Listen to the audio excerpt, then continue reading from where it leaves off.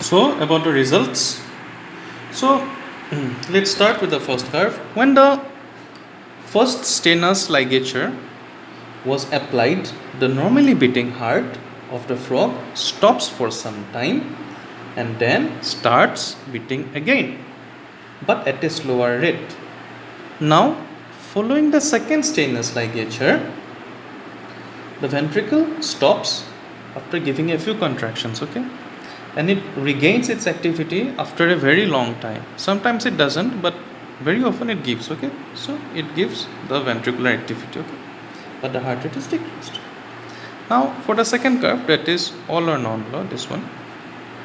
So when stimuli of increasing strength, okay, that is threshold, suprathreshold and more than suprathreshold stimulus are given. So when stimuli of increasing strength are applied to the ventricle, no rise in the height of contraction is seen.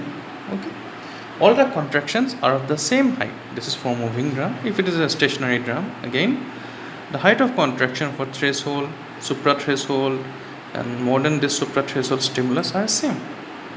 But here, as you have seen, the subthreshold stimulus didn't show any curve.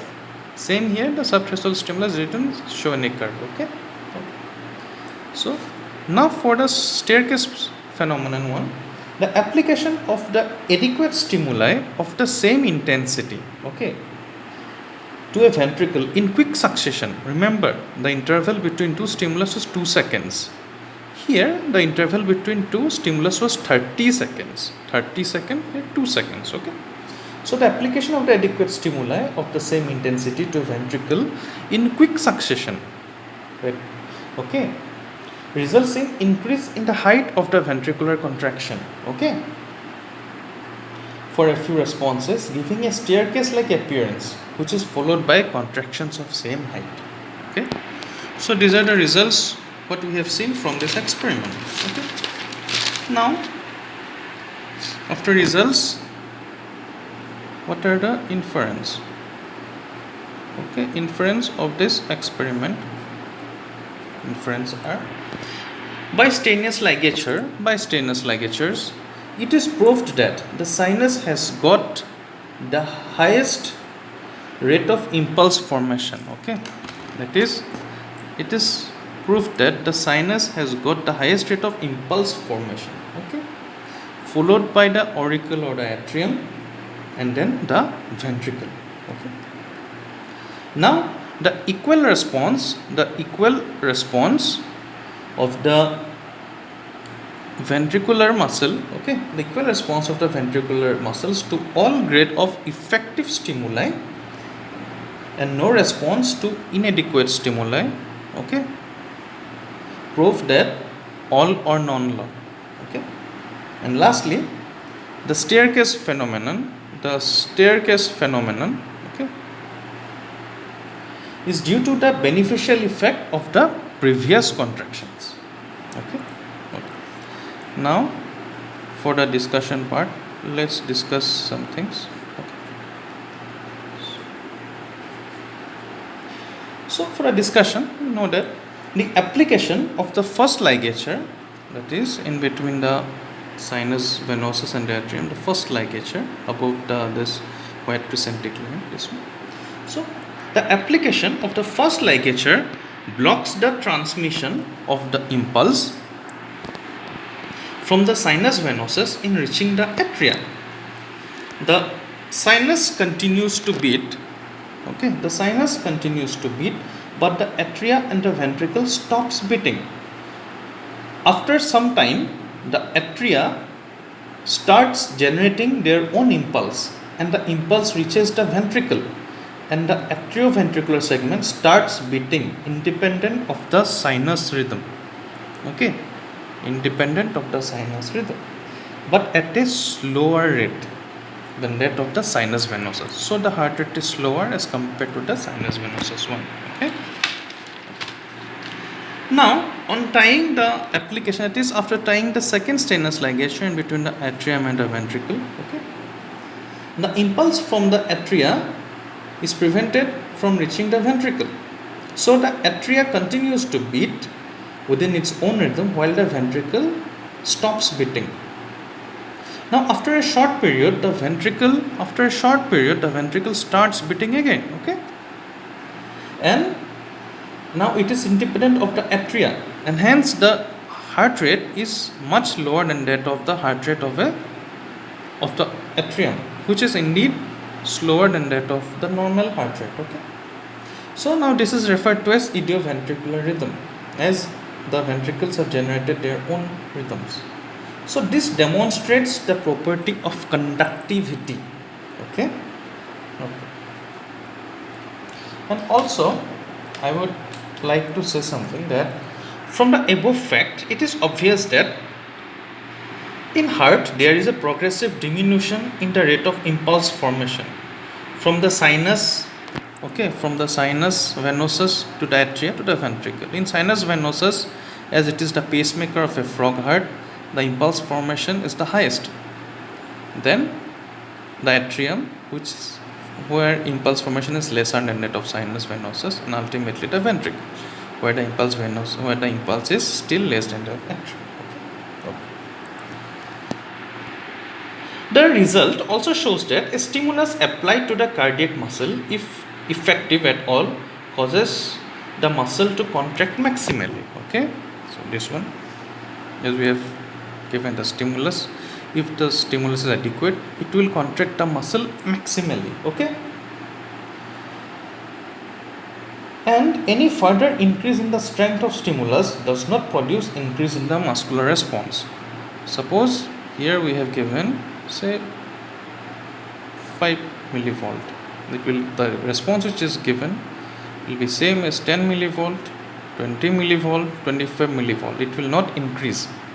Okay, so what the lines are saying this much only. So the result also shows that a stimulus applied to the cardiac muscle, if effective at all, causes the muscle to contract maximally, and any further increase in the strength of stimulus does not produce increase in the muscular response. This proves the all or none law. Okay, character of the response of the cardiac muscle, that is, either it will beat to the maximum contraction, it contract to maximally, or it will not contract at all. So all or none law. Okay.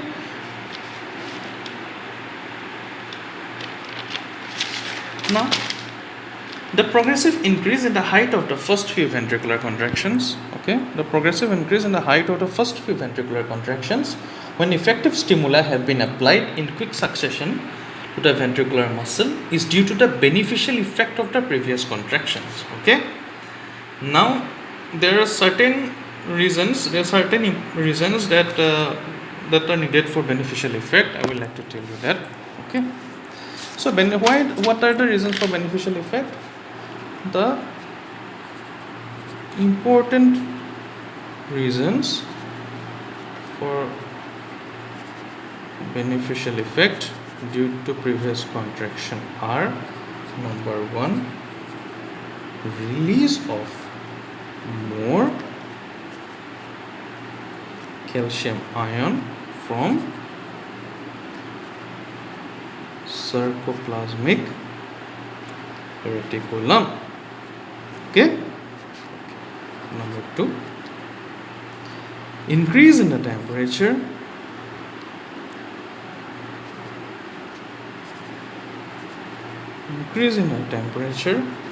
of the muscle. Number 3, decrease in the internal viscosity and resistance of the muscle. Lastly, decrease in the inertia of the recording liver. Okay, so these are the causes for the beneficial effect.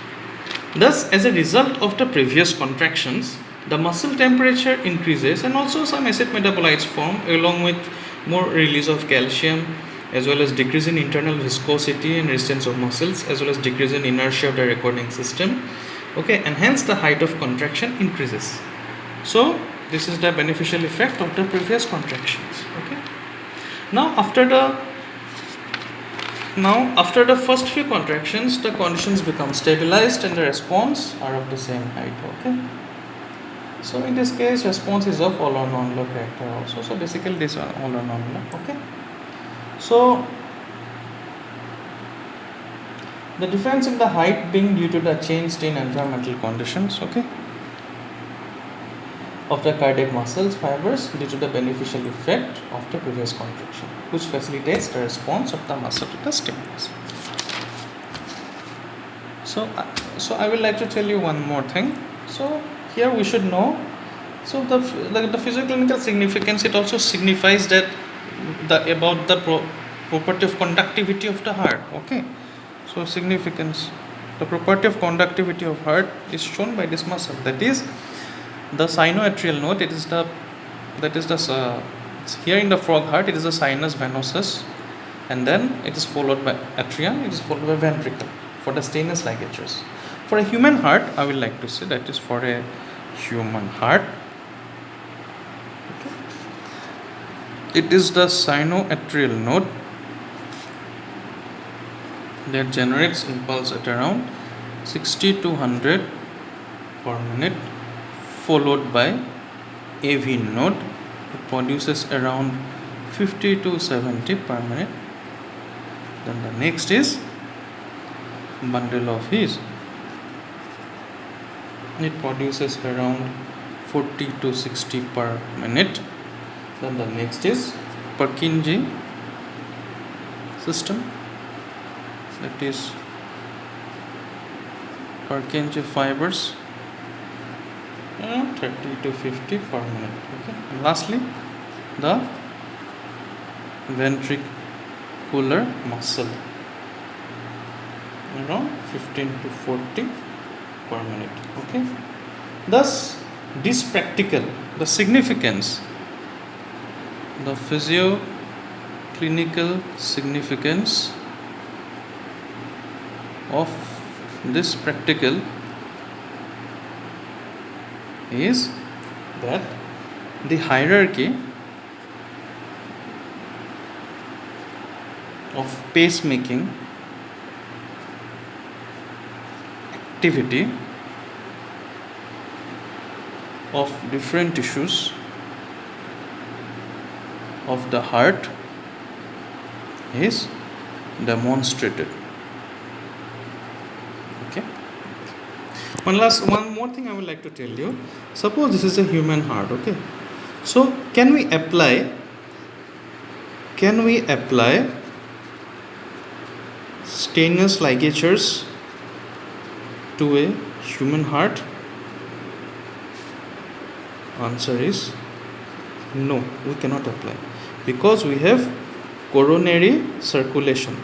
If we apply stainless ligatures, then it will hamper the coronary circulation and we will not get the required results. Okay, thus we will not apply it.